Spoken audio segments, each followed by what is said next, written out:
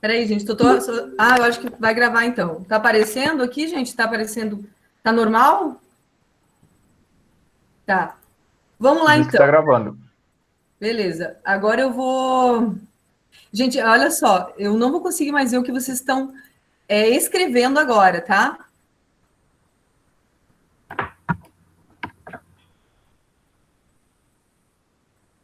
Peraí. Você está apresentando sua tela. Estou tentando apresentar minha tela. Vocês estão conseguindo ver minha tela? Tá, Rafaela? Vocês estão conseguindo ver? Eu tô vendo você 2 vezes. Não sei se é porque meu telefone travou. Vê aí no chat quem tá respondendo. Vocês estão conseguindo ver minha tela, gente? Eu não estou vendo o chat. Preciso que alguém. Sim, mas tá travada. Sua tela tá travada. Agora.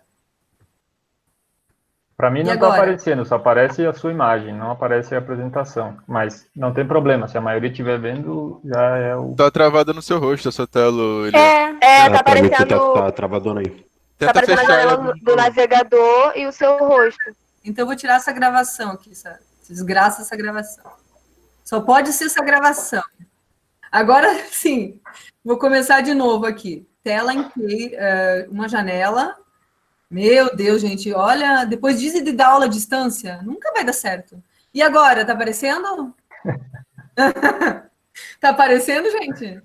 Tá sim, tá Bem-vinda ao aparecendo. EAD. Tá aparecendo. Foi. Oi? Tá indo? Sim. Vamos lá, então. Gente, qualquer coisa, se não aparecer, vocês vão escutar minha voz e é isso. Então é o seguinte, gente, o que eu propus nessa apresentação é falar um pouco de processos que já estão acontecendo e como esses processos estão mudando em relação a esse fenômeno Covid-19. Né? Então, a gente já tem várias coisas que estão acontecendo, mas algumas coisas negativas ou mais positivas estão se modificando em relação a esse fenômeno que está acontecendo. Então, hoje, eu quero falar um pouquinho do capitalismo de acumulação flexível, como que o processo de acumulação do capital, que é flexível hoje, financeiro, a localização das empresas de forma flexível, o trabalho, né, bastante flexibilizado nas suas leis e tudo mais, e como que a globalização interfere, né, nessa flexibilização da economia. E dentro desse contexto, a gente ainda vive várias políticas que são neoliberais, né? Então, a gente já está passando por todos esses processos.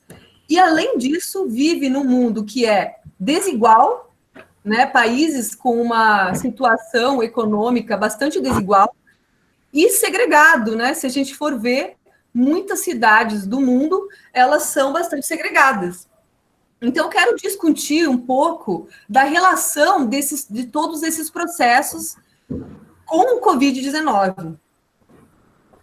Então, muitos autores, né, costumam caracterizar a década de 70 como um ano, né, uma data, onde se inicia um processo de acumulação flexível do capital. Então, a gente teve um grande momento do Fordismo, até 1929, né, até a crise de 29, e aí depois a gente vem com um período keynesiano, né, onde o Estado é um pouco mais forte na economia, até 1970, onde a gente tem um processo de acumulação mais flexível. E por que é flexível?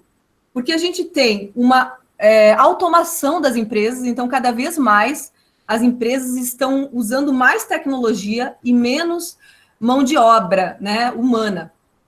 Além disso, a gente tem, né, as redes de comunicação, de transporte, de tecnologia, de informação cada vez mais desenvolvidos. E isso tem favorecido a flexibilidade da localização das empresas. Então, a gente pode, dentro de um mesmo país, a gente não precisa mais que a empresa se localize, né, a indústria, próximo da área onde tem matéria-prima ou próximo da área de consumo. E mesmo entre países, né? Isso já vem acontecendo há um bom tempo. A gente tem uma divisão internacional da produção muito grande. Quer dizer, tem países que produzem petróleo, ponto. Tem países que são agroexportadores, como o Brasil. Tem países... Então, se a gente for abrir um computador, a gente vai ver essa peça é produzida na Coreia, o processador é produzido nos Estados Unidos, a memória é produzida na Coreia do Sul, sei lá, a tela é produzida não sei onde. Quer dizer, para produzir uma peça, um computador, a gente tem peças de todas as partes do mundo. E isso faz com que haja uma interdependência entre os países, mas isso é facilitado pela globalização, certo? E, além disso, a gente tem, né, nos últimos... Desde 1970, ou até um pouco antes, para alguns países, para outros países um pouco depois, um destaque para o terceiro setor. Alguns autores, né, o Antunes, ele gosta muito de falar, o Ricardo Antunes, um destaque para o terceiro setor da economia, que é o quê? Serviços e comércio. E dentro dos serviços e comércio, eu quero destacar os shopping centers como um aglutinador desses serviços e o turismo, que eu quero falar um pouco depois sobre isso. E, ao mesmo tempo que a gente tem uma produção voltada para o terceiro setor, a gente tem uma precarização do trabalho. Então, agora a gente está ouvindo muito falar de trabalho informal, não sei o que, mas isso vem acontecendo há muitos anos. Cada vez mais existem trabalhos... contratos temporários. Eu trabalhei de professora substituta por anos, né? Trabalhos informais. Agora tem a questão da Uber muito forte, uberização. Então, cada vez mais a gente tem uma flexibilização das leis trabalhistas.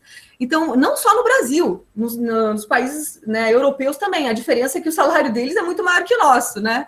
Então, na época do Temer, foi aprovada a reforma da trabalhista e a gente teve uma ampliação da terceirização, até professor pode ser terceirizado agora, uma legitimação dos trabalhos intermitentes, né, que é o quê? Uma plataforma onde a gente pode chamar o trabalhador a qualquer momento e também dispensar a qualquer momento, né, e isso significa o quê? Isso significa... Aqui, gente, eu olhei o celular, já me desconcentrei um minutinho. E, além disso, como se não bastasse toda essa situação, a gente tem uma quantidade grande de desemprego no Brasil, por exemplo.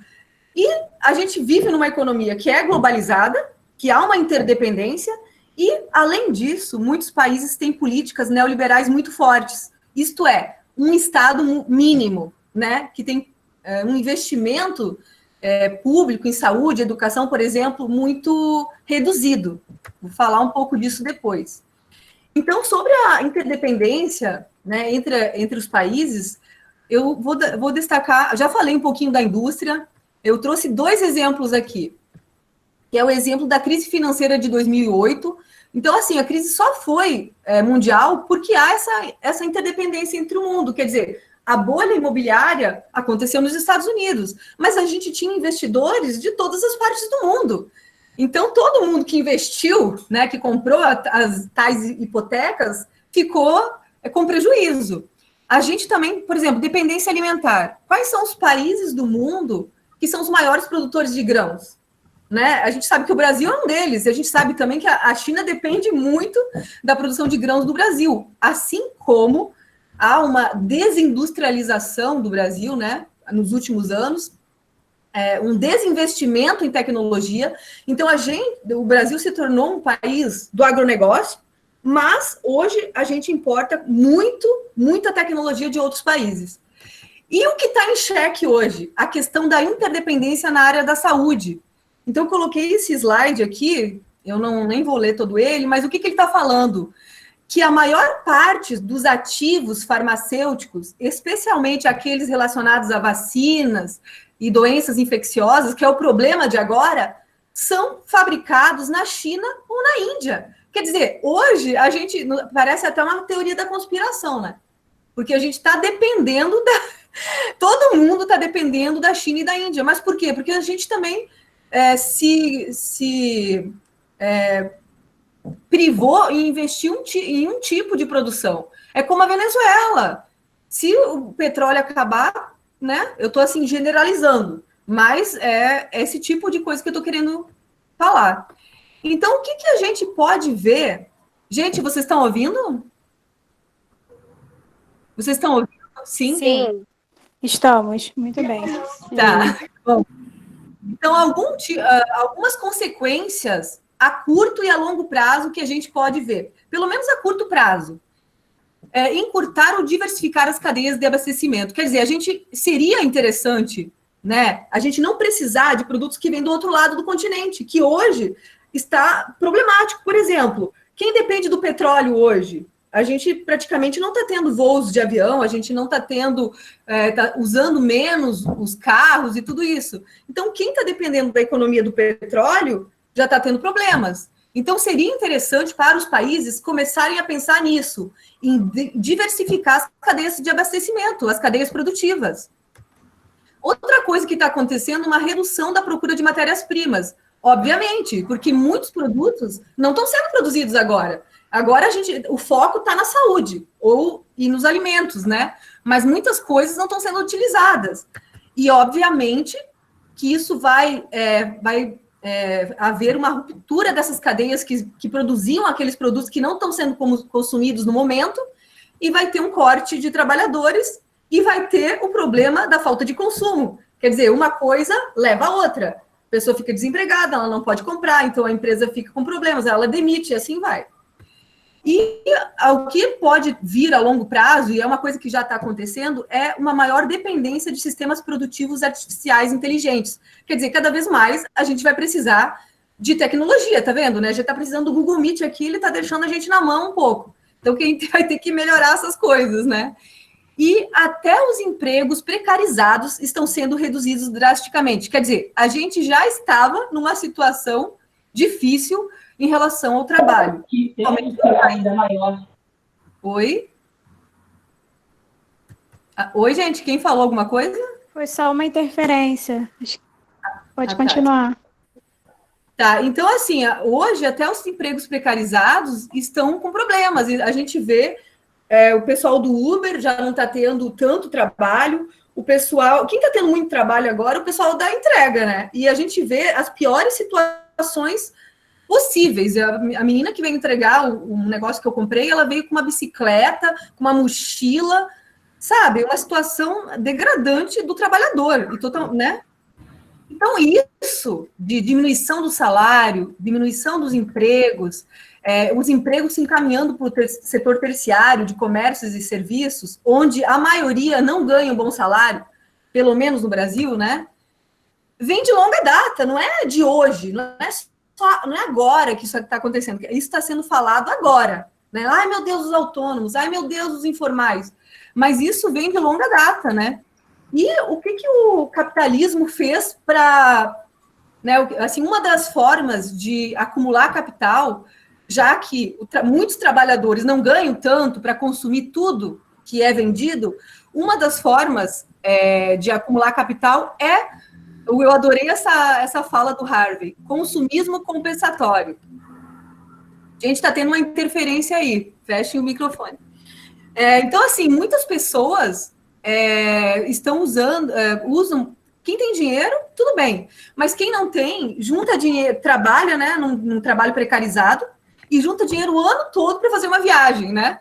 Então, o turismo, né, para algumas classes, claro que tem muito dinheiro, né, para viajar, né, mas para outras classes é muito mais difícil, tem que juntar dinheiro o ano todo. Só que esse veículo de acumulação do capital, que é o turismo, também está sendo interrompido agora. Quer dizer, já não, assim, as pessoas não têm muito dinheiro, mas quem tem dinheiro pode gastar seu dinheiro no turismo. Vejam bem, gente, de 2010 a 2018, a gente tem um aumento de 800 milhões para 1,4 bilhões, né, em movimentações de visitas internacionais. Porque não é só o dinheiro que a pessoa... Não é só uma pessoa que está viajando, mas envolve infraestrutura de aeroportos, companhias aéreas, hotéis, restaurantes, parques temáticos, centro de eventos culturais.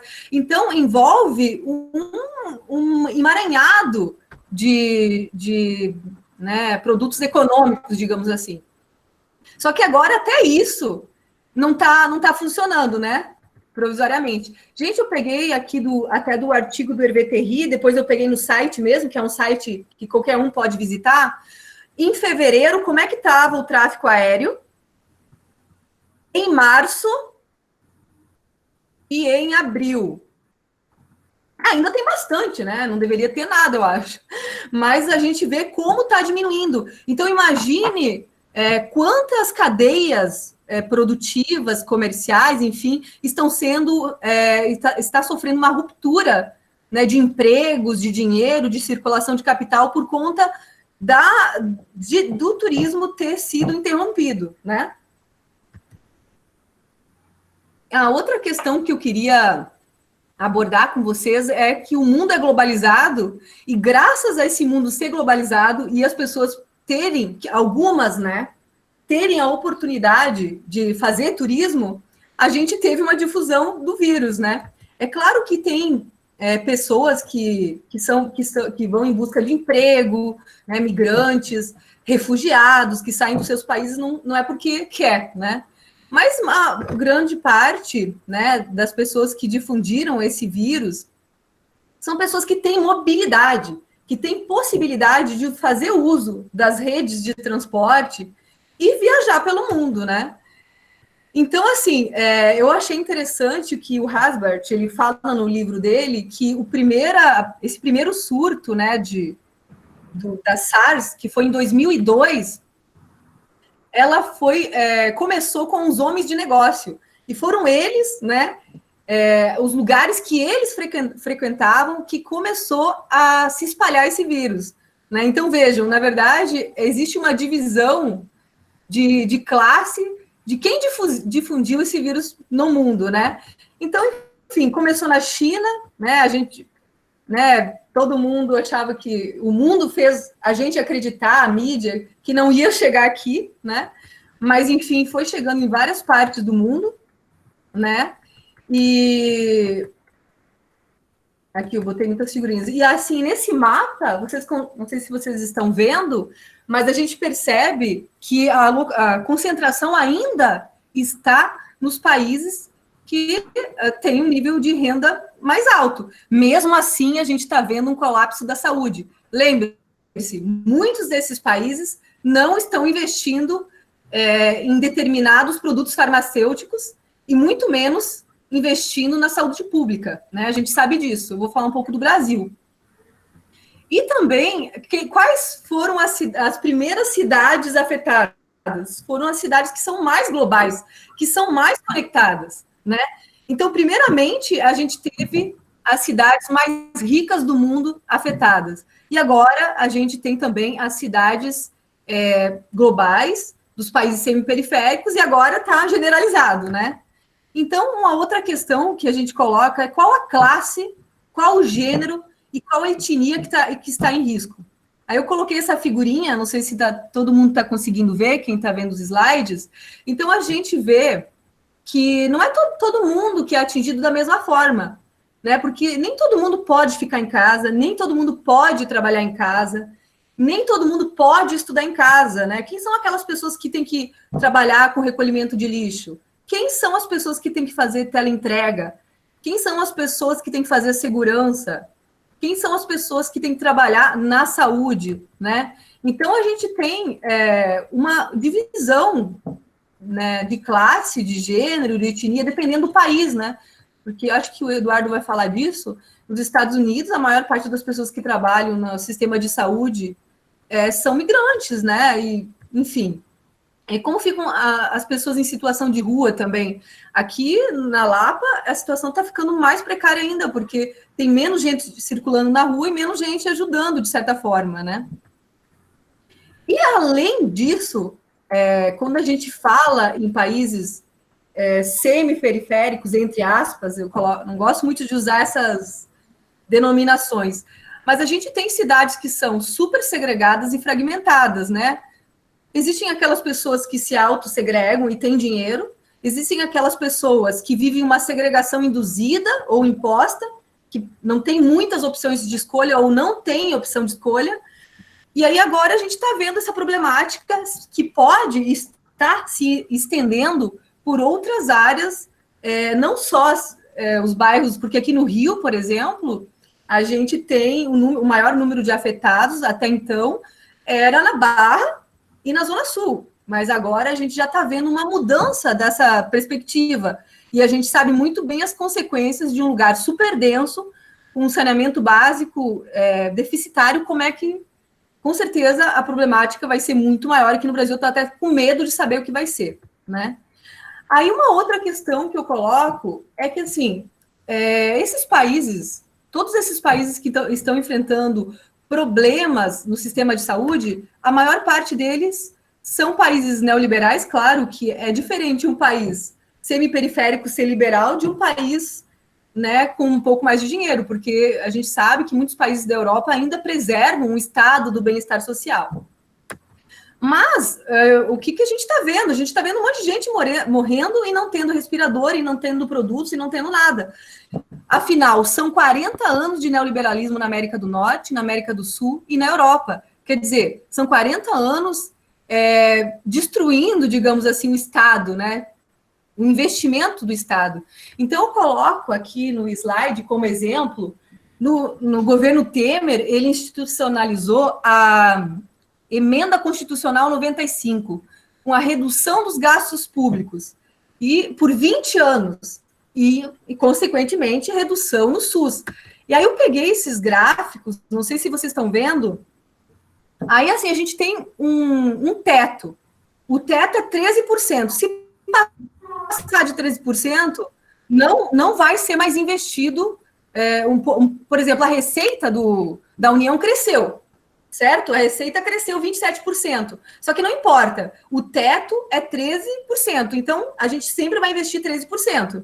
Aqui, piso per capita, não sei se vocês estão vendo, está diminuindo de 2013 até 2019, eu acho que, não sei, ainda para ver. Então, assim, gente, vejam, agora, será que valeu a pena esse desinvestimento na saúde?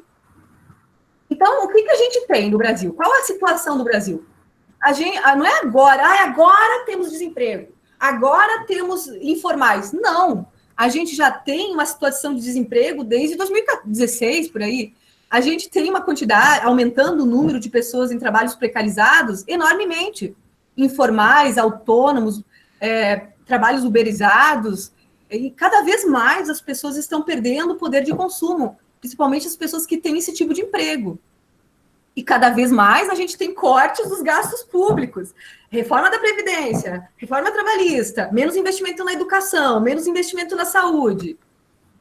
Enfim, a gente já vê, a situação do Brasil já estava difícil, aí vem uma pandemia, né? E aí, de repente, eu adorei essa citação que eu peguei numa revista que a Hermínia Maricato, que é uma professora da USP, colocou. De repente, a mídia, os governos começaram a ficar preocupados com os informais, com os autônomos, com as pessoas que estão em moradias precárias. Agora a favela, não falo mais da favela enquanto problema de violência, agora o problema é o saneamento, a densidade, a pobreza, não sei. Né? De repente começou, nossa, todo mundo descobriu que tem favela e que na favela tem pessoas, né? Por que será isso? Né? Por que essa preocupação com os excluídos agora? Então eu coloco, né? A gente até estava discutindo num grupo de pesquisa que o professor João, aqui da UF, muito interessante sobre economia, então ele colocou o seguinte, se o governo não fizer alguma coisa, né? Se o governo fizer alguma coisa, vai virar um caos, porque imagine todo mundo sem dinheiro, com fome, né? Porque se a pessoa não trabalha no dia, ela não come naquele dia, né? É essa a situação, é grave a situação. Então eu coloquei uma provocação. Será que o Estado vai voltar a interferir na economia, que nem aconteceu na recessão de 1929? Terá uma volta do keynesianismo, né?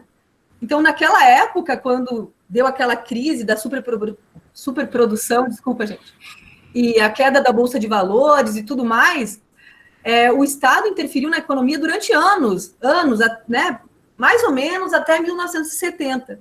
Então, começou a haver um estado do bem-estar social forte, quer dizer, uma interferência do Estado na saúde, na educação, enfim, um controle da produção, uma execução de obras públicas para gerar dinheiro, né? Vamos construir uma ponte, vamos construir uma estrada, crédito para as empresas, acho que agora está acontecendo isso, mais direitos trabalhistas, melhores salários e aumento do consumo. Então, a gente teve, nesse período, um ganho para os direitos trabalhistas por vários anos, né? Então, agora a gente está vendo isso, assim, a gente está vendo a política de renda mínima, quer dizer, o Estado está tentando ajudar as pessoas que não têm renda nenhuma, que de repente ele descobriu que tem um monte de gente que pode não ter renda nenhuma, que tem um monte de gente que não tem carteira assinada. Mas quem tem carteira assinada, para preservar os salários, né, corta a jornada, diminui o salário, né, quer dizer, o trabalhador vai ficar ainda mais precarizado. Então, por que tudo isso? Porque é preciso, além de não evitar o caos, é preciso garantir o consumo. Porque sem consumo, sem nenhum consumo, o capitalismo não gira, né? Então, é aí uma outra coisa que eu coloco aqui. De repente, tem dinheiro. Antes era corte, reforma, e agora tem R$600. Tem como tirar R$600 dos cofres do governo. De onde que vem esse dinheiro, né? Então, tem várias formas de... Eu vou colocar... Não é minha área de estudo, mas com o João, ele me instruiu sobre isso. Então, pode usar o dinheiro da conta única da Secretaria do Tesouro. Pode usar o dinheiro, aumentar os tributos, né? Pode usar o dinheiro de emissão monetária, pode emitir títulos da dívida pública, pode vender reservas de petróleo, pode privatizar, pode usar os lucros das estatais, enfim. Existem várias fontes que a gente pode tirar esse dinheiro. Claro que umas fontes vão ser boas para a gente depois e outras não. Então, eu coloco agora, para finalizar, algumas provocações, né? Eu gostaria de pensar com vocês. Qual o caminho que iremos seguir? Será que a gente vai ter por um longo tempo, um Estado mais forte? Ou a gente vai ter mais políticas neoliberais? O que seriam essas políticas neoliberais? Bom, eu sou um pouco pessimista, quem teve aula comigo sabe disso. Eu acho que vai ser essa a opção. Mais cortes dos gastos públicos, isto é, menos concurso, mais ajuste fiscal, aumento dos tributos, mas veja, eu acho que não vai ser tributo sobre as empresas, não. Tributo sobre a pessoa física, né? Mais privatizações, mais flexibilização das leis trabalhistas. Aí eu dei essa palavra. O que eu gostaria que fosse, né? Que pode acontecer por um tempo, eu acho, pelo menos em alguns países. Aumentar a produção interna, né, para não depender de outros países, mais investimento em saúde e educação. Acho que na saúde vai ter que investir um pouco, mas eu já estou vendo que na educação vai piorar, né? Tributo sobre as grandes empresas, seria interessante, que o Brasil é um dos países que menos tributa empresas, né? Mais concursos públicos, eu acho que vai ser difícil, né? E leis trabalhistas que protegem o trabalhador, também acho difícil. Políticas de renda mínima, que é essa renda que a gente está recebendo. Seria interessante a permanência dessa renda mínima, né? E uma outra pergunta que eu coloco é, será que vai haver uma desglobalização da produção, já que essa crise está mostrando que é complicado depender de outros países? Que ter uma produção interna mais diversificada, investir no agronegócio, mas investir também em tecnologia, dar importância às indústrias estatais, porque se a gente tivesse mais indústrias estatais, a gente poderia fazer a indústria produzir máscaras, sei lá, né? Sobre os empregos, quais tipos de empregos vão se sobressair? Vai ter mais flexibilização nas leis trabalhistas? A gente está vendo agora home office, estou aqui tentando também, esse home office que está uma desgraça. Serviços de entrega, que eu vejo a situação dos trabalhadores é muito precária. Maior uso de tecnologia, né, para alguns tipos de trabalho. Ensino à distância, né? As aulas podem ser reutilizadas. Quer dizer, eu gravo uma aula aqui e as pessoas podem reutilizar minha aula. Sem nenhuma... Assim, a gente já está vendo que é difícil fazer conexão com os alunos. Eu não sou acostumada a dar aula desse jeito. Sou acostumada a ir falando e perguntando. Aí eu tive que fazer esse tipo de organização, porque é muito difícil, né, organizar uma aula desse jeito. Não necessidade de prédios, menos professores e menos pessoas trabalhando na limpeza, menos técnicos, enfim. Né? Então, o que a gente vê? Eu acho Não sei, é uma pergunta. Vai aumentar o desemprego, empregos precários? Não só a curto prazo, eu estou falando a longo prazo. Será que vai aumentar a segregação socioespacial? Quem vai consumir, né? Porque, afinal, o capitalismo só gira se alguém consumir. Cada vez que as pessoas ficarem mais pobres, gente, está tendo uma interferência ali. Já estou acabando, tá? Gente, então, assim, o que a gente percebe? Mudanças em diferentes dimensões. Mudanças sociais, mudanças ambientais, mudanças culturais aqui, mudanças ambientais, a gente pode falar que está havendo uma menor poluição momentânea, né? Mas eu acho que depois que passar, vai até aumentar a poluição. Gente, tem alguém com o microfone ligado. Mudanças culturais. Hoje, gente, eu estou assistindo Netflix direto, coisa que eu nunca assistia. Mudanças econômicas e políticas, que eu já falei bastante. E será que vamos dar mais valor à ciência? Aqui eu coloco o mapa para finalizar. E a gente tem várias universidades que está investindo nesse processo contra o coronavírus. E a gente vê um período muito longo de desinvestimento na educação, sendo que agora a gente está precisando da ciência, né? Então, essa aqui é a bibliografia que eu usei para falar sobre isso hoje. Posso mandar para vocês, né? O último livro lançado pelo Mike Davis, Coronavírus e Luta de Classes, né? Que eu peguei um desses artigos do livro, é do Harvey, muito interessante. Usei o livro do Hasbert, claro que usei o País, alguns dados. A revista Espaço e Economia tem muitos artigos que foram lançados agora, nesse ano. O texto da Hermínia Maricato e também o texto do Eduardo, que vai falar agora.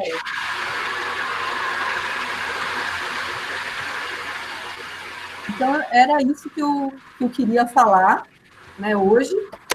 Espero que vocês tenham ouvido tudo que eu falei. Eu falei um pouco rápido.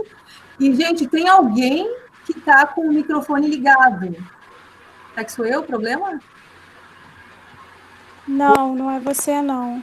Gente, quem Eu tô vendo aqui, tem uma Daisy Romero, tá com a câmera ligada, mas o microfone tá desligado. E Maurício, eu acho, tava com o microfone. eu deixo aqui que eu consigo desabilitar. Peraí.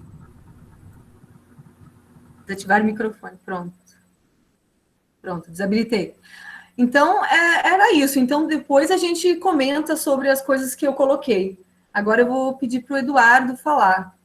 Eduardo? Ok. Você me avisa quando tiver faltando... São 20 minutos, mais ou menos, é isso? Pode falar 20 minutos, meia hora, mais ou menos. Deixa eu ver, agora são 11h50. 19h50 até 8h. O relógio está desajustado aí, hein? É verdade, ele está com outro. Eu te aviso, pode deixar que eu te aviso. No relógio da pandemia, os tempos são outros também, né? Gente, todo mundo está ouvindo o Eduardo? Está ouvindo, Rafaela? Sim, tô ouvindo sim. Tô ouvindo Gente, bem. coloque um sim aí para o Eduardo agora. Estão colocando? Sim, Acho está que todo sim, mundo. tá. Bom, então me avisa quando tiver faltando uns 5 minutos, só para eu tentar organizar aqui os pontos que você me pediu para comentar, Eliane. Tá bom.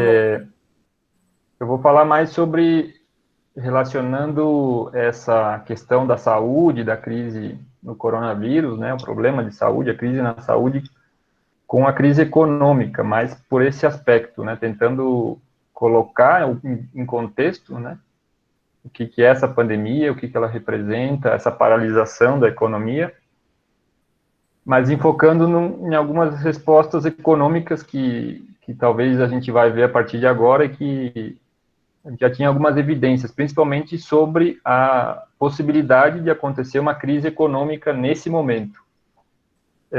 Que eu acho que, de alguma maneira, desde a crise de 2008, o capitalismo, e essa é uma leitura de muitos economistas renomados, alguns como François Chesnais, que é um francês muito bom, recomendo aí, vocês buscarem material sobre ele, que fala sobre a mundialização financeira, o domínio do capital financeiro nessa etapa do capitalismo, e ele é um dos analistas que fala e desde a crise de 2008 o capitalismo não recuperou um nível de crescimento suficiente, né? A gente viu quando estourou a crise nos Estados Unidos, em 2007, 2008, essa crise afetou de maneira diferenciada os países, dependendo da inserção de cada um na economia mundial.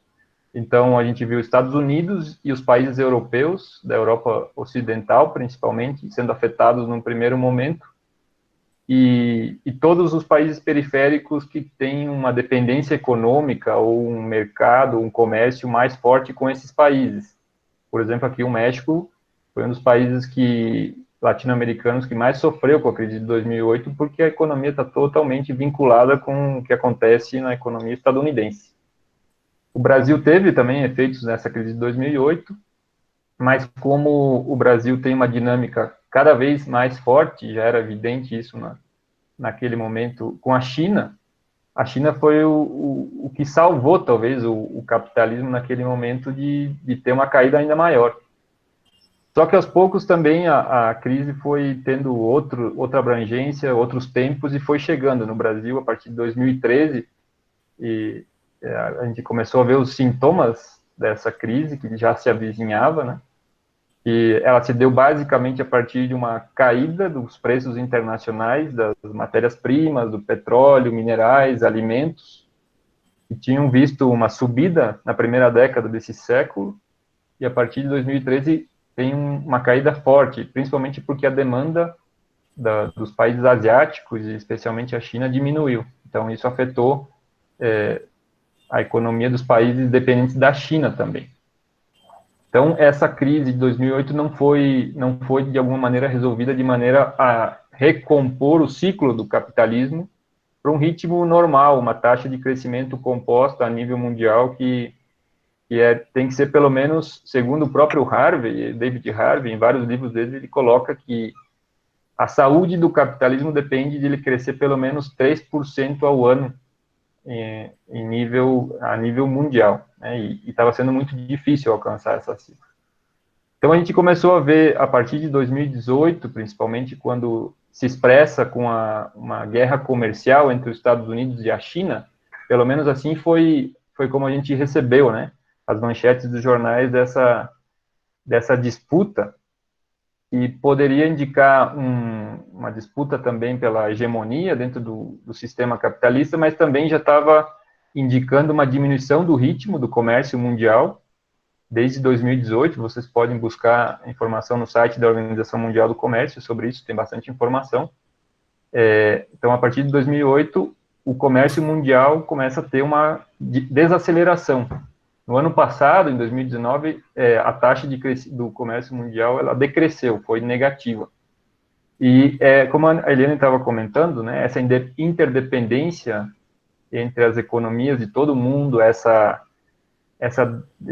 mudança que aconteceu nessa etapa do capitalismo desde os anos 70, 80, com uma transferência dos parques industriais, das empresas de ponta, né, as indústrias de ponta do capitalismo, dos países centrais, né, Estados Unidos e Europa Central, para diversas partes do mundo. Brasil, alguém comentou aqui antes da Zona Franca de Manaus, é um ótimo exemplo. Aqui no México também, é um país que tem muitas indústrias e elas são também localizadas nas zonas econômicas especiais, né, uma zona geográfica que fica, por acaso, no norte do México, próximo da fronteira com os Estados Unidos, né, então, porque essas indústrias atravessaram a fronteira em algum momento para se aproveitar dos benefícios fiscais, né, que o governo mexicano ofereceu naquele momento, os recursos estratégicos, né, minerais, energia, petróleo, que são muito mais baratos aqui do que no comércio dentro do mercado estadunidense, e também, óbvio, mais importante de tudo, o valor da força de trabalho. É por isso que a gente viu isso. Então, por que está faltando máscara de proteção hospitalar nos Estados Unidos? Porque as fábricas foram todas para o continente asiático, desde os anos 80, 90, ou para o México também. Aqui tem muitas fábricas de máscaras, apesar de que elas estão agora com falta, né? Porque elas estão aqui no México para exportar e não para produzir para o mercado e para o consumo interno, para a necessidade da economia mexicana. Então, a gente já via esses indícios, né, como uma diminuição do comércio mundial já era um sintoma, né, um termômetro de que algo não estava indo bem nesse capitalismo mundializado, né? E se a gente olhar só a produção industrial, também os dados dos países que possuem as maiores corporações, as maiores fábricas, né, a China, a Alemanha, o Japão, os Estados Unidos também, todos eles verificaram uma diminuição aí nesses últimos anos, ou no mínimo uma estagnação, né, o crescimento da produção industrial se estagnou ou caiu, né? Isso gerou um crescimento menor do PIB em muitos países. A gente que vive na América Latina, o Brasil passou por essa fase em 2014, 2015, 2016, que foi talvez a maior recessão da história, né, pelo menos nesse século, né, para ter um elemento de comparação, e talvez se a gente levar a longo prazo, talvez só comparável com a crise de 1929, que afetou a economia brasileira, ainda agroexportadora, e na Argentina a gente viu a mesma coisa, o México agora, o ano passado, teve decrescimento, então já era um problema, né, de manter essa taxa de crescimento que não estava se sustentando em muitos países. E isso também gerava menor investimento, porque as empresas e os capitais temiam que não tivessem retorno, né, por ter uma dinâmica mais fraca da economia, e principalmente, que eu acho que é o principal sintoma dessa crise que já se anunciava, que é uma diminuição da rentabilidade do capital. O que eu quero dizer com isso? Para não parecer algo muito técnico, nem muito teórico. O capitalismo, a gente está acostumado a pensar em empresas que produzem o máximo possível o tempo todo para vender isso e acumular capital. Só que não funciona exatamente dessa maneira. Se o capital produz muito, mas a rentabilidade, ou, como Marx chama, a taxa de lucro, ela não for suficiente, os capitalistas simplesmente não vão mais produzir. E a gente já estava verificando isso, uma diminuição da rentabilidade dos negócios, estamos falando das grandes corporações, né, as que movem os motores da economia capitalista. Pense nas indústrias automobilística, a indústria de eletrônicos, né, dos aparelhos de telefone, de televisão e tudo isso. Então, da indústria farmacêutica também, algumas que são muito importantes nessa etapa, né. Então, já se verificava que essas empresas estavam produzindo muito, mas tendo pouco lucro, justamente por uma contradição que o Marx também aponta lá no século XIX, que ele fala: quanto mais máquinas e instrumentos técnicos a gente inserir na produção, quanto mais automatizar, quanto mais, como agora a gente vai ver isso, né, quanto mais inteligência artificial a gente colocar na produção das mercadorias que satisfazem necessidades, contraditoriamente diminui as margens de lucro, porque o capital morto, ou as máquinas, as ferramentas, elas não geram riqueza. Quem gera riqueza é o trabalho humano, né? Porque o capital, se você paga R$1.000 por uma máquina, essa máquina vai ser amortizada em cada mercadoria que ela produzir, exatamente o seu valor. Então, o lucro só sai do trabalho que for utilizado ou explorado durante essa produção. Então, essa crise já tinha indícios de que ia acontecer em algum momento.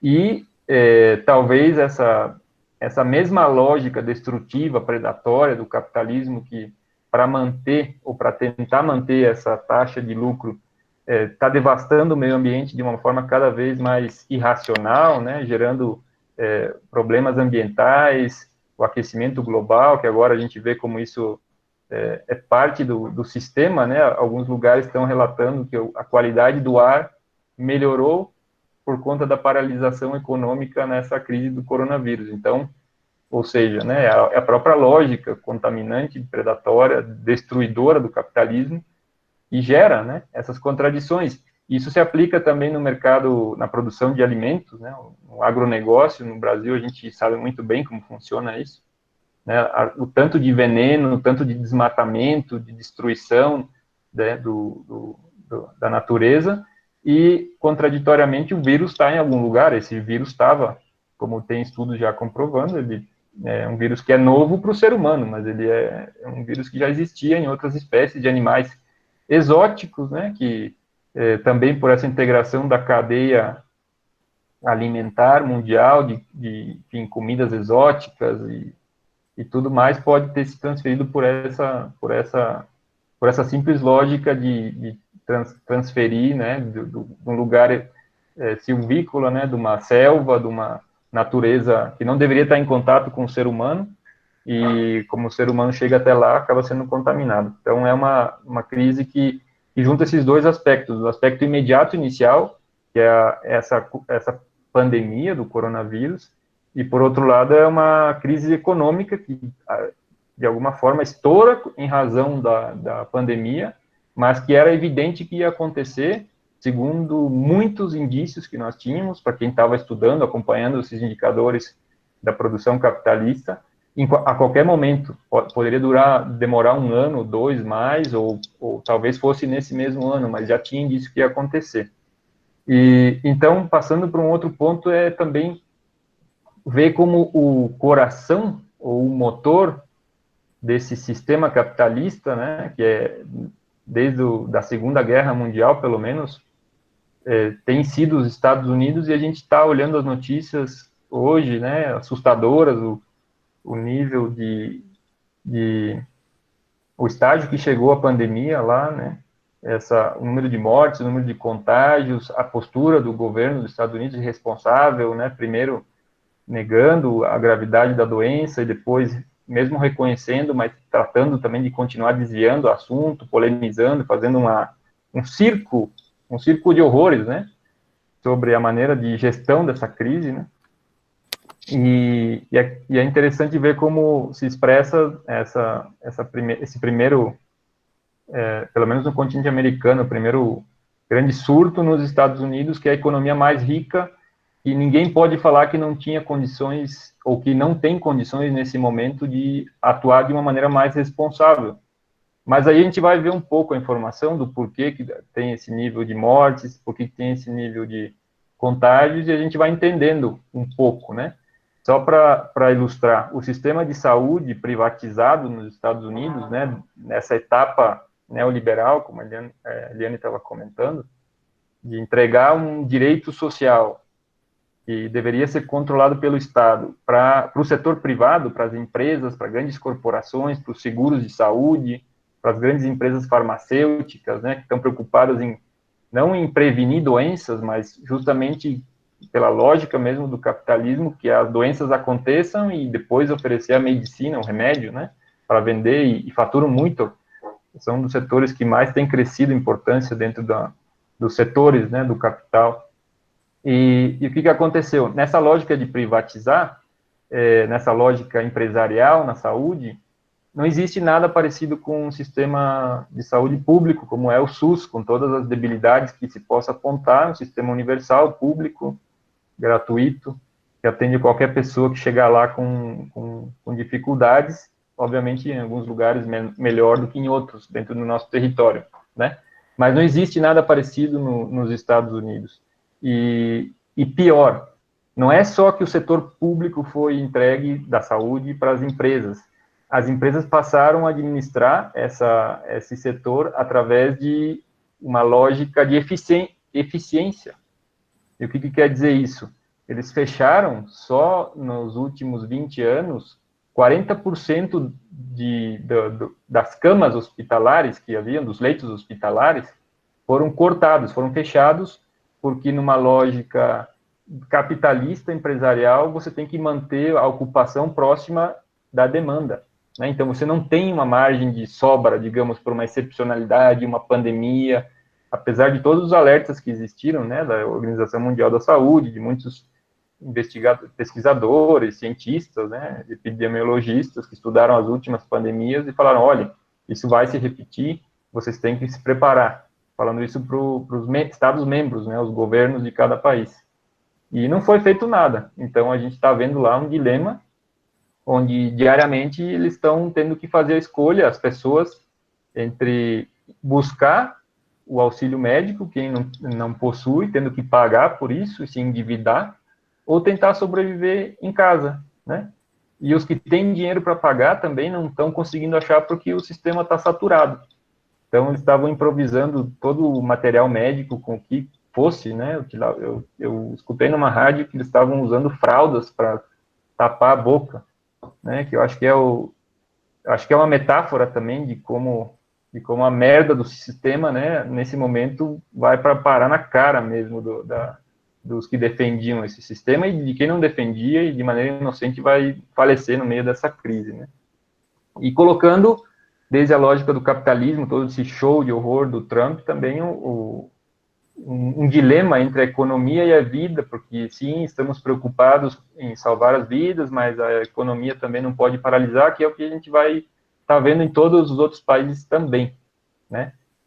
Na Itália aconteceu a mesma coisa, que foi o primeiro país que chocou, né, a informação, que a gente começou a entender a dinâmica dessa pandemia quando viu as informações da Itália. Vocês lembram, devem ter visto aqueles caminhões do exército à noite transportando, eram acho que 70 caminhões, um vídeo passava os caminhões transportando corpos dos falecidos, né, na calada da noite. E não é por acaso, também na Itália, nessa região, que é a região mais industrializada da Itália, o norte da Itália, a região da Lombardia, onde fica a cidade, Bérgamo, é um lugar onde estão as principais indústrias da Itália, e quando começou o surto do coronavírus, o lema dos empresários foi Bérgamo não para. Então, daí a gente pode, né, ver como falta originalidade, inclusive, para essa pequena burguesia que está aí nas ruas no Brasil, exigindo que os trabalhadores voltem a trabalhar, desde os carrões, né, de luxo e tudo isso. Está acontecendo nos Estados Unidos. Eu vi uma notícia hoje que, com um agravante de que nos Estados Unidos estavam fazendo isso com seus carrões também, exigindo que os trabalhadores voltem à normalidade e armados, né, porque é um dos países onde o porte de armas é mais flexível no mundo.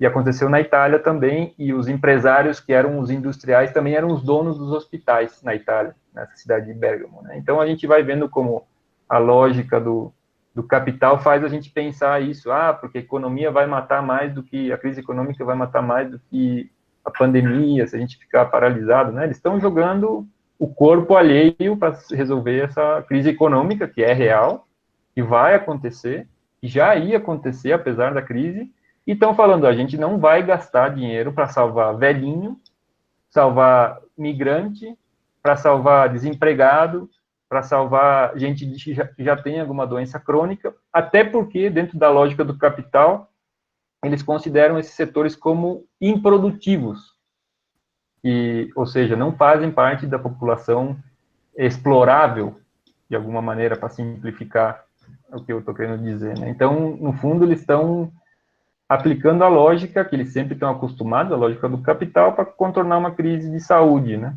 E é triste ver nos Estados Unidos que agora, esse ano, a princípio, serão realizadas eleições presidenciais, que eu também não sei, estava vendo no artigo, acho que foi esse artigo do Harvey que a Eliane citou, que saiu, agora na crise ele falou, olha, é possível que o Donald Trump utilize essa excepcionalidade para decretar enfim, como em outros países já está acontecendo, né?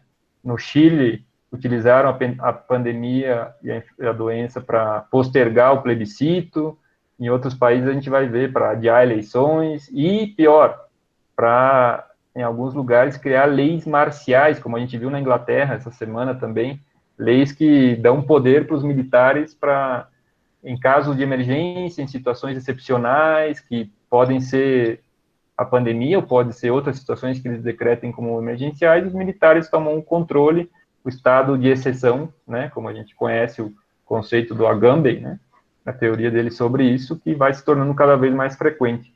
E as eleições, mesmo que tiver uma eleição nos Estados Unidos, o candidato que possivelmente vai enfrentar o magnata Trump vai ser um outro candidato conservador, chamado Joe Biden, que já falou durante as primárias, durante os debates, que ele descartou qualquer possibilidade de criar algum programa de saúde público, que era a proposta do Bernie Sanders, né, que muitos dizem, um socialista, né? Mas não tem nada de socialista, é um capitalismo que tenta ter um pouco de rosto humano, que é um fracasso anunciado, mas é um social-democrata, digamos, né? Não era nada demais. Mas nem isso é tolerado lá nos Estados Unidos, e toda a maquinária eleitoral do Partido Democrata já fez o jogo para tirar ele da disputa, já desistiu, né? Enfim, como a Elaine comentou, a gente vai ver, a partir de agora, um debate cada vez mais forte sobre a intervenção do Estado na economia. Tudo o contrário do que a gente cresceu ouvindo, né? Pelos neoliberais, pelos governos, e até o Trump agora virou um keynesiano. Estava vendo algumas pessoas lá nos Estados Unidos falando isso, que o Trump virou um keynesiano, que é um magnata keynesiano, porque ele aplicou, ele não, né? Foi o Estado, mas um pacote aprovado pelo Congresso, que ele também apoiou, de 2,3 trilhões de dólares, que é uma soma de dinheiro público nunca visto antes, nem na crise de 2008, e nem nenhuma outra crise anterior do capitalismo, a gente viu um governo colocar tanto dinheiro na economia, dinheiro público, que o governo extrai dos impostos, das contribuições das empresas, né, que ele possui para organizar a economia e as prioridades, definir as prioridades. A Alemanha, outro país importante, a principal economia da zona do euro, também lançou um programa de 1,1 trilhões de euros, só para a economia da Alemanha. O FMI também ofereceu 1 trilhão de dólares em empréstimos sem juros, né? Quem diria, o FMI? Óbvio que esse empréstimo do FMI está condicionado por questões políticas, por exemplo, porque a Venezuela pediu, durante essa crise da pandemia, pediu um empréstimo, então, já que tem 1 trilhão, manda um pouquinho para a gente aqui, que estamos sofrendo sanções econômicas dos Estados Unidos, tem desabastecimento, queda do preço do petróleo, e o FMI falou, não, Venezuela não aplica, não serve. Não?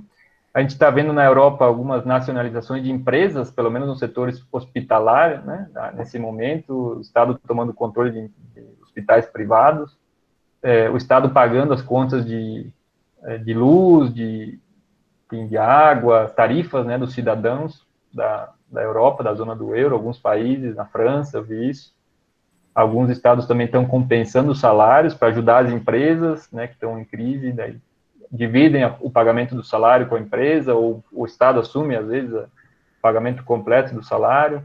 Tem surgido muito a ideia da renda básica universal, né, como foi aprovado no Brasil, essa renda emergencial, que universal não tem nada, né, porque sempre vai ser nessa lógica de critérios bem específicos, onde a maioria da população não vai ter acesso, muitos que precisam também. Então, é importante nesse momento, porque para apoiar as pessoas da classe mais baixa, né, que tem maior dificuldade de sobreviver nesse cenário que vai ser de muito desemprego, de aumento da pobreza, da miséria. Então, é importante, mas por trás dessa ideia da renda básica tem uma lógica também do mercado, porque quando se estabelecem os critérios, quem pode e quem não pode, então ela já deixa de ser universal, né, não é uma renda para toda a população. Mas isso é um outro debate. E o que eu queria falar sobre essa história do keynesianismo é que eu não vejo isso como um keynesianismo, porque, ou apenas em parte porque depende de uma disputa social para que seja, porque a maior parte desse dinheiro não vai ser destinado para a população. Lá nos Estados Unidos, mais de 2/3 daqueles 2 trilhões, que é muito dinheiro, vai ser para as grandes empresas, para salvar os capitais, sobretudo os que já estão quebrando agora. As empresas de aviação estão em bancarrota em todos os países, agências de turismo, as empresas de transporte já estão em quebra, né? E esse dinheiro vai ser para salvar primeiro essas, e também vão fazer uma distribuição de migalhas, né? Lá nos Estados Unidos, eles vão distribuir um cheque para a população, né, de pouco mais de $1.000, eu acho, por um mês, a princípio. E esse cheque, o Trump queria que aparecesse o rosto dele, ele queria que aparecesse o rosto dele no cheque, impresso. Eu não sei se depois como ficou, mas quando eu vi essa notícia, eu pensei, foi inacreditável. Assim, não acredito que ele vai imprimir o rosto dele, aquele topete loiro no cheque que vai entregar para as pessoas que mais precisam. Só que, entre os que mais precisam, estão todos os migrantes, que são milhões, dezenas de milhões nos Estados Unidos. e esses não vão receber porque simplesmente para o Estado não existem, né? Então, é uma renda básica para o cidadão branco, estadunidense, né? Mas para o migrante, que são os que trabalham, que limpam o lixo, que estão lá sendo quase obrigados a trabalhar agora para não ser deportados, né? Obrigado a trabalhar, obrigado a se contagiar, a fazer o trabalho que aquela elite armada dentro do seu carro não vai fazer. Então, aí eles são bem-vindos. Para fazer o trabalho sujo, eles são bem-vindos. Na hora que precisam do Estado, não existe, eles não existem, né?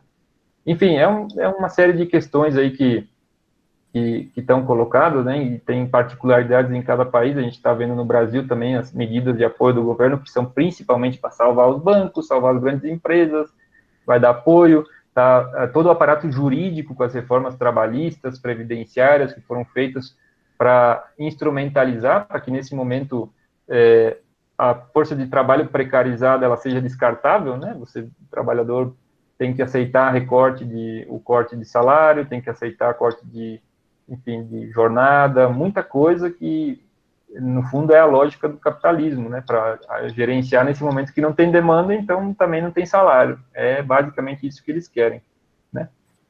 E um último aspecto que a Eliane me pediu para comentar é sobre a relação... Está faltando 5 minutos, Eduardo. 5 minutos, tá. Eu acho que dá tempo de comentar algo sobre a questão geopolítica, né, que está em curso no meio dessa crise. Acho que tem algumas tendências que a gente pode ver, mas eu ainda não acho, ou pelo menos eu não tenho condições de ter uma posição clara sobre o que vai acontecer, porque tem muita gente falando, enfim, é a decadência dos Estados Unidos e a ascensão da China, vai se tornar grande potência, né? Tem até a versão da teoria da conspiração, é um plano chinês para controlar o mundo, controlar o capitalismo, e aí utilizam isso. Por que a China tem todos os instrumentos médicos para distribuir nesse momento, né? E a resposta é óbvia, porque ela se tornou a grande fábrica do mundo do capitalismo nos últimos 50 anos, então é por isso que eles têm lá a grande fábrica de máscara, de aparelhos, de motores, de telefone, enfim, é a grande fábrica do mundo, é só por isso, né, que tem todo esse material para ajudar, e já enviou para mais de 90 países, né, ajuda médica, né. Em alguns países enviou médicos também, e para a grande maioria desses 90 enviou máscaras, ventiladores, enviou, enfim, recursos básicos, né, que são os que estão faltando, agora viraram moeda valiosa, né, uma mercadoria escassa nesse momento. E tem alguma parte desses envios que são doações do Estado, tem algumas partes desses envios que são do Estado chinês. Alguma parte são doações de empresas, né, como Alibaba, não sei como se queiram chamar, né, algumas das grandes empresas chinesas, da Huawei, essas grandes corporações chinesas, e tem também vendas, né, estão vendendo também, porque, né, também é uma economia com um Estado que se diz comunista, mas que, na verdade, é um Estado centralizado e uma economia cada vez mais capitalista. Com outra organização, outras prioridades, também a gente está vendo agora esse poder de resposta, de canalizar essa estrutura produtiva e transformar, nesse momento, uma resposta rápida para poder produzir o que é necessário numa pandemia. Também acho que essa resposta é evidente que eles tiveram e foi muito mais rápido, e também é uma cartada diplomática, sem dúvida, que eles estão fazendo em todo o mundo. A gente estava vendo essa guerra, eu comentei no começo, né, guerra comercial e tal, entre os Estados Unidos e a China. Os Estados Unidos também estava utilizando todo o seu aparato diplomático para pressionar os seus países aliados, principalmente na Europa, principalmente aqui na América, né, América Latina. A gente vê como a tensão do governo do Bolsonaro e seus integrantes diversos com os chineses, ela não tem nenhuma justificativa interna da economia, que é o principal parceiro econômico brasileiro, né, a China, que compra, responsável por boa parte do superávit econômico do Brasil, comprando alimentos, minerais, matérias-primas diversas, também fazendo investimentos, como em outros países da América do Sul, principalmente, mas também aqui na América Central, também ocupando essa posição a Rússia, né? Então, eu acho que poucos desses países vão poder, depois que passe essa crise, poder fechar a porta para a China, né? Porque receberam uma ajuda, um apoio no momento que estavam precisando. E a postura dos Estados Unidos tem sido uma postura unilateral, né? Tem fechado qualquer tipo de ajuda para outros países. A gente não vê nenhuma notícia, eu não tenho conhecimento de nenhuma notícia de nenhum apoio econômico ou de materiais que os Estados Unidos têm enviado para algum outro país. Não tem. Se vocês tiverem, podem me mandar depois e vocês podem comprovar algo que eu até agora não vejo, né? Mas tem sido uma postura unilateral de tensionar, de acusar, de mentir, e pior, está aproveitando esse momento para ameaçar seus considerados inimigos, países que não são alinhados à política estadunidense, como, por exemplo, o Irã, que no meio da pandemia, o Irã foi um dos primeiros a ser duramente afetado pelo surto de contágios, e os Estados Unidos endureceu, não só não eliminou as sanções econômicas que vem aplicando nos últimos anos e pressionando as empresas e castigando as empresas que vendem, enfim, qualquer coisa para o Irã, não só não eliminou essas sanções, como endureceu no meio da pandemia. O governo do Irã fala em terrorismo médico, né, que impede eles de ter acesso aos insumos médicos que todos estão buscando nesse momento. Os Estados Unidos também enviou 30 mil soldados para a Europa, né, quando começou o surto lá na Itália, na França, na Espanha, na Inglaterra, enviou 30 mil soldados que não estavam preparados para ajudar a carregar corpos e nem para fazer nenhum tipo de atendimento médico, mas soldados com navios, aviões de última geração e como declarou um militar dessa expedição que foi enviada para a Europa, numa manobra da OTAN, com potencial estão transportando ogivas nucleares. Ou seja, no meio da pandemia, eles deslocam ogivas nucleares para a Europa para fazer um exercício supostamente para defender, assim se chama esse plano, defender a Europa. Vocês podem procurar mais informação também. E é uma clara ameaça à Rússia, né? Que enfim, a Rússia é um importante fornecedor de energia, tem uma relação cada vez mais forte com os países da Europa Ocidental, que são os parceiros clássicos e os membros da OTAN, junto com os Estados Unidos, e os Estados Unidos mandou uma frota lá para fazer frente a essa ameaça, né? E então, um conflito nuclear não está fora do horizonte nesse momento. Se fossem poucas as preocupações, eu acho que tem que ter um olho também nisso, né? E também na Venezuela, a gente está vendo uma manobra e eu acho que pode ter um desfecho durante essa pandemia ou depois, né? Faz muito tempo que os Estados Unidos quer, desde que o Hugo Chávez ganhou a primeira eleição e nacionalizou o petróleo, a Venezuela possui as maiores reservas de petróleo comprovadas do mundo. Então, é uma riqueza que é administrada de maneira soberana nesse momento, desde pelo menos de 98 para cá, e os Estados Unidos estão querendo aproveitar essa pandemia para dar um golpe final, talvez com uma intervenção militar mesmo, direta deles, estão preparando o terreno para isso, ou pressionando para estrangular, não estão permitindo, estão os navios dos Estados Unidos colocados na costa da Venezuela, pelo lado do Atlântico e pelo lado do Pacífico, para impedir que cheguem medicamentos. A Venezuela é um país produtor de petróleo e nada mais, é um país que depende de importar quase tudo que são produtos industrializados, partes, inclusive, da alimentação é importada, da comida, né, por um modelo rentista que foi vigente lá desde sempre. E então, é uma ameaça presente que a gente tem que também ficar atento. E para terminar, só sobre esse tema da geopolítica, né, apesar de não saber como que vai ser esse vazio de poder que os Estados Unidos, como líder mundial, está deixando não sei necessariamente se a China vai ocupar diretamente, eu acho que não, acho que vai ficar um tempo onde talvez uma transição para algo que não sabemos o que é, e outra etapa vai vir. Há quem fale também de uma mudança do eixo do capitalismo do Ocidente para o Oriente, né, que devido a essa questão da produção industrial, muitas empresas estarem lá, também de um investimento estratégico da China, da Índia, em setores de tecnologia de ponta, que podem ser determinantes na nova etapa do capitalismo, mas isso a gente está falando dentro da lógica do mesmo capitalismo, né?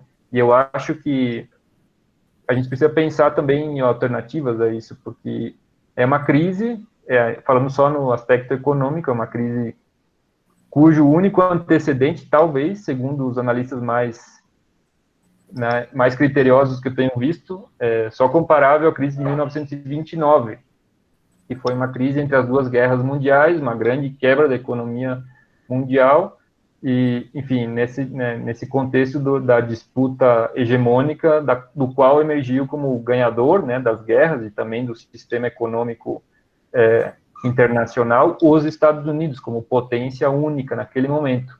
Única, na verdade, não, porque também isso explica o fato do capitalismo ter criado essa ideia de estado de bem-estar naquele momento, depois da Segunda Guerra Mundial. E eu queria terminar com essa reflexão. Depois que terminou a Segunda Guerra Mundial, os Estados Unidos saiu vencedor, porque não teve seu território atacado, praticamente, e a Europa estava destruída, que era o centro até então do capitalismo, as principais potências eram de lá, e existia um outro bloco, que era o bloco socialista. O período posterior à Segunda Guerra Mundial, na Europa, foi de aumento da percepção das pessoas de que, enfim, teria que criar alguma coisa diferente do liberalismo que era vigente até então. E muitos países começaram a crescer o apoio popular aos partidos comunistas, socialistas, na Itália, na França, na mesma Inglaterra, que era o berço, né, do liberalismo, se promoveram estatizações, um programa, quase um Estado socialista não foi, claro, mas foi um Estado presente na economia, com direitos sociais, com direitos trabalhistas. Essa ideia do sistema previdenciário foi aplicada nas principais economias da Europa, né? Depois dos anos 70, com o neoliberalismo começou a ser privatizado, mas ainda permanece muita coisa disso. A gente vê agora, né, a Alemanha, né? A Alemanha foi um dos países também que devido a essa ameaça de todo o continente europeu, naquele momento, se transformar em socialista, o capitalismo ofereceu, né, concessões importantes e que criaram o marco de uma geração, ou duas, talvez, né, que seguiram a Segunda Guerra Mundial. Então, a gente precisa pensar em alternativas parecidas ou melhores nesse momento, mas considerando que nós não temos um projeto alternativo, talvez uma outra proposta de sociedade diferente do capitalismo, a não ser de maneira muito embrionária. Então, talvez demore algum tempo para a gente perceber quais são as formas que a gente precisa adotar para colocar outras prioridades nesse mundo, né? Que a gente vai produzir, como a gente estava vendo agora, né? No ano passado, só num ano, se produziram 2,5 bilhões de aparelhos celulares em um ano, 2019. E a pergunta é, será que era necessário produzir tanto telefone quando falta comida, quando falta máscara, quando falta colocar uma cama extra para uma emergência de saúde pública, né, nos nossos países, enfim, muitas outras coisas, né? E acho que a gente precisa é um momento também propício para a gente pensar essas prioridades, né? Só que no momento de crise, de uma pandemia também que nos obriga a manter uma distância das pessoas, não se reunir nesse primeiro momento, mas talvez essa primeira etapa da resposta esteja justamente na gente fazer essa reflexão, né? Ver o que está acontecendo, relatar, né? Ter um senso crítico, aproveitar, todo mundo tem condições de escrever, de sistematizar essa informação e discutir, né? Que eu acho que essa é a nossa contribuição como professores, como universitários, como gente que toma a ciência como algo sério, né? Porque agora a gente tem uma comprovação diária, né? Do como a ciência para algo serve, para algo tem que ter uma centralidade nessa sociedade irracional. E eu estava vendo os relatos dos estudantes, quando eu perguntei antes da gente começar essa sessão, como estava em cada lugar, e vários comentando de que as coisas seguem mais ou menos normais, né? Enfim, uma pressão, alguns não acreditam, muita gente não acredita, né? Que a pandemia é uma ameaça que vai matar muita gente, tem muita gente acreditando ainda nas teorias da conspiração, mas o nosso papel também é fazer esse debate nas ruas, quando a gente se encontra com esse tipo de opinião, de uma maneira construtiva sempre, né? Não tentar não cair nessa política do ódio, que é muito difícil, né, evitar, porque a gente vê muito fascista mesmo nas ruas. Eu acho que no Brasil a gente está nesse nível, né, pessoas com discurso fascista, mas tem muitas pessoas desinformadas, né, e a gente sabe que talvez